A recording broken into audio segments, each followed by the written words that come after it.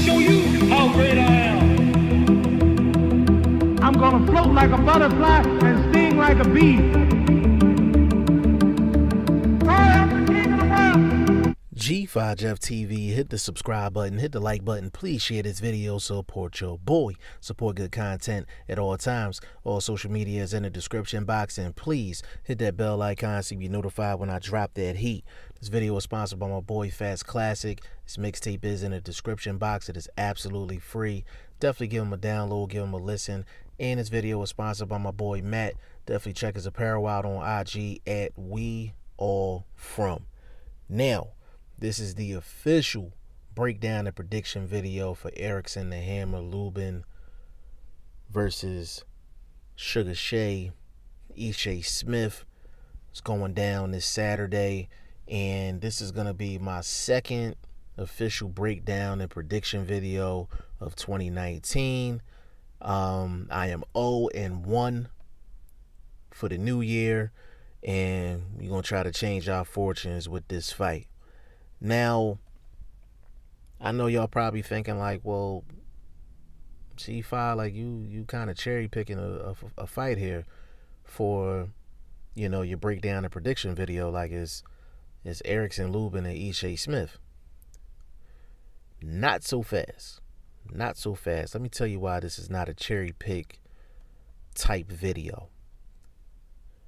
Erickson Lubin, prospect, tried to jump to champion, fought Jermell Charlo, and got knocked out in the first round. He's had one fight after that against Silverito Ortiz, and that was back in April 2018. Got a 4th round TKO. So that's the only fight experience he's had since the Jermell Charlo fight. So he's only fought 3+ rounds since that knockout. Okay. Ishe Smith, former champion. A lot of people will call him a gatekeeper. I don't want to call him a gatekeeper, but people do call him a gatekeeper. Now, Ishe Smith has been in with the who's who of guys. He fought the current junior middleweight champion of the world in Tony Harrison, Julian J. Rock Williams. He fought Vanez Martirosyan, fought Eris Landy Lara, fought Carlos Molina, K9 Bundrich. It's for the who's who of guys. Now, out of those names that I mentioned, which was about 6 of them, the only person he beat was K9. The only person he beat was K9 Bundrich. Every single step up high level fight that Ishe Smith has been in, he's lost. Some of them were controversial. Some people thought it should have been a draw with Tony Harrison. Some people felt like Ishe Smith beat Julian J. Rock Williams. I mean, those are his last 2 step-up fights. So I'm not quick to say that this is a cherry-pick type situation when it comes down to me doing official breakdown and prediction videos. Now, with this fight, with the combination of Ishe Smith falling short to a lot of the up-and-coming guys and top guys at 154, and Erickson Lubin just not have accomplished shit in his career, you can honestly look at this fight and say, okay, this may be a 50-50 fight. This may be a 50-50 fight. We're talking about a veteran with a lot of experience and a former champion versus an up-and-coming guy that hasn't done anything. And I'm an Erickson Lubin fan. Like, I want to see this kid succeed. I want to see him bounce back and fully bounce back from the Jermell Charlo loss. I want to see it happen. But the bottom line is, you can make the argument that this is a 50-50 fight. I don't care what none of y'all say. If you riding with Erickson Lubin, cool. But it's blind faith. What has he done in the ring? Who has he beat in the ring for you to justify the fact that he's head and shoulders above an Ishe Smith? You don't know. It's blind faith. And that's why I felt comfortable making a breakdown and prediction video for this actual fight. Now, getting down to the particulars, the technical aspect, for Erickson Lubin, I'm looking to see if he's going to be gun shy. That's what I'm looking for. I'm looking to see if he's going to be gun shy. He's going to be keeping his hands in his pocket. He's not going to be letting those hands go. That's what I'm going to be looking for. Second thing for Erickson Lubin is he's with a new crew, new trainer. You know what I'm saying? Same trainer as Adrian Broner. For the people that don't know, Kevin Cunningham. And the second thing I'm looking for from Erickson Lubin is, does he listen to Kevin Cunningham in a game situation? You know what I'm saying? Does he apply what Kevin Cunningham is going to be telling him in between rounds and actually applying it in the fight? Third thing for Erickson Lubin is, how much is he going to stay in the pocket in this fight? Whether he decides to box or brawl or do a little bit of both, box and brawl,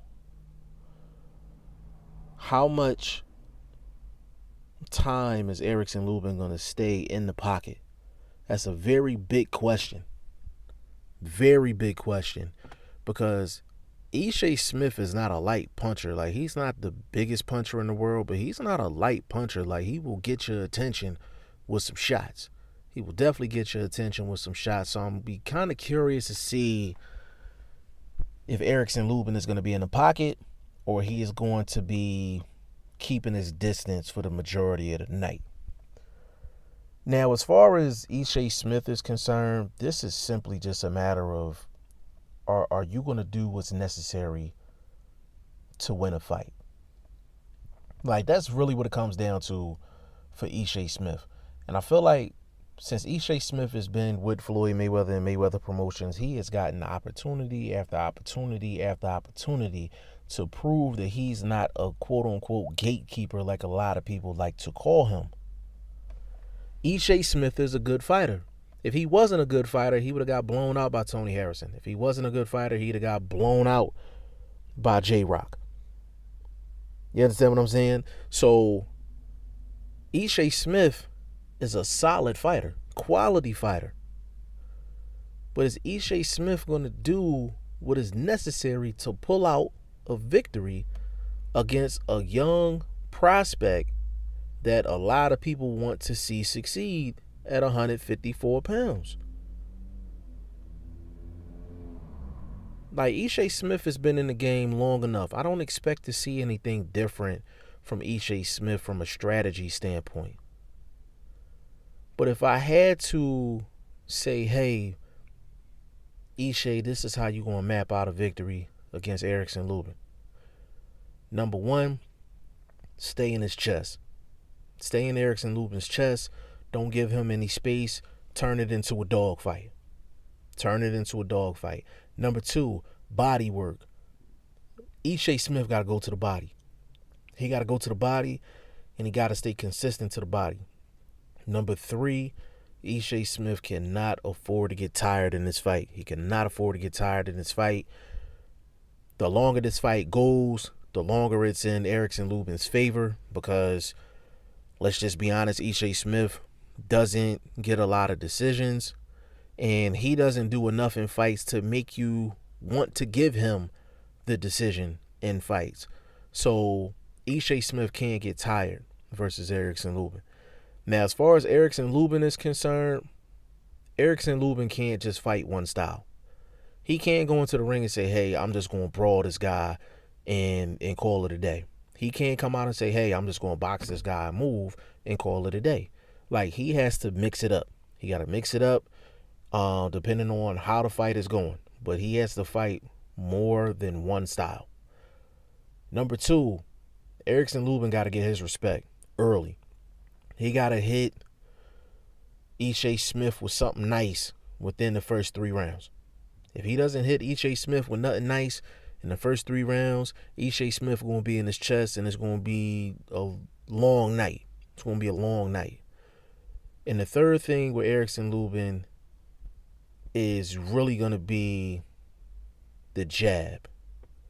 It's going to be the jab. Like, he has to establish that jab, and he has to establish the jab to get positioning for other shots. Now, usually when I say a guy needs to throw a jab, you could throw a jab for power. You could throw a jab to gauge distance. You could throw a jab to set up other shots.